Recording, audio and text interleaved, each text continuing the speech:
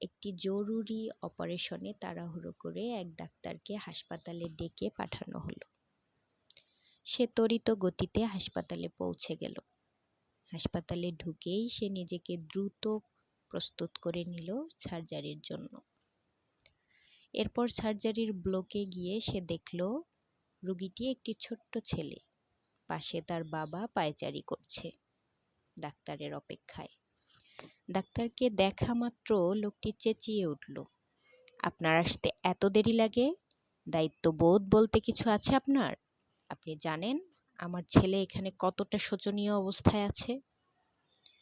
Doctor ছোট্ট একটা মুচকি হাসি হেসে বলল, আমি দুঃখিত, আমি হাসপাতালে ছিলাম না, বাসা থেকে তাড়াহুড়ো করে এলাম, তাই খানিক দেরি হলো। এখন আপনি যদি একটু শান্ত হন আর ধৈর্য ধারণ করেন তবে আমি আমার কাজটা শুরু করি। লোকটি এবার যেন আরো রেগে গেল, ঝাঁঝালো স্বরে বলল, ঠান্ডা হব? আপনার সন্তান যদি আজ এখানে থাকতো, আপনার সন্তান যদি জীবন মৃত্যুর মাঝে দাঁড়িয়ে থাকতো, তবে আপনি কি করতেন? শান্ত হয়ে বসে থাকতেন?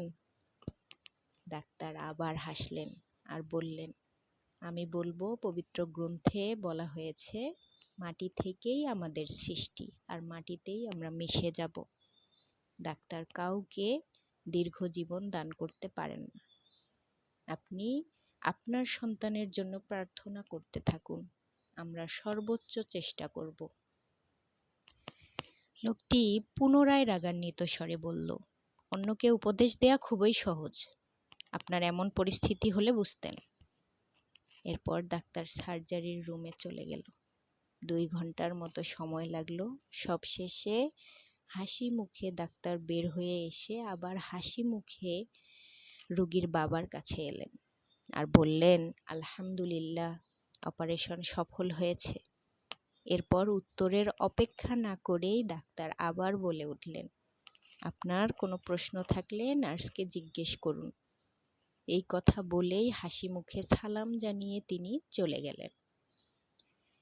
এরপর লোকটি নার্সকে বললেন, এই ডাক্তার এত নিষ্ঠুর কেন?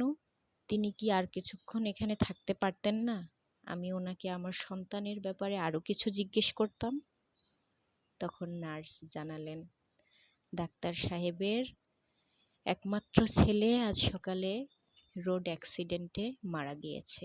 তিনি আপনার ফোন পেয়ে ওনার ছেলের জানাজা থেকে উঠে এসেছেন। এখন আবার দৌড়ে চলে গেলেন কবর দিতে। তখন রোগীটির বাবা হতভম্ব হয়ে দাঁড়িয়ে রইল। আসলে একজন মানুষকে কখনো তার বাইরের আচরণ দেখে যাচাই করা ঠিক নয়, কারণ আমরা কেউই জানি না লোকটি কিসের মাঝে থাকে। সমালোচনা আর সন্দেহ কাউকে পুরোপুরি না জেনে করা উচিত নয়। বিপদের মাঝেই ধৈর্যের পরীক্ষা দিতে হয়।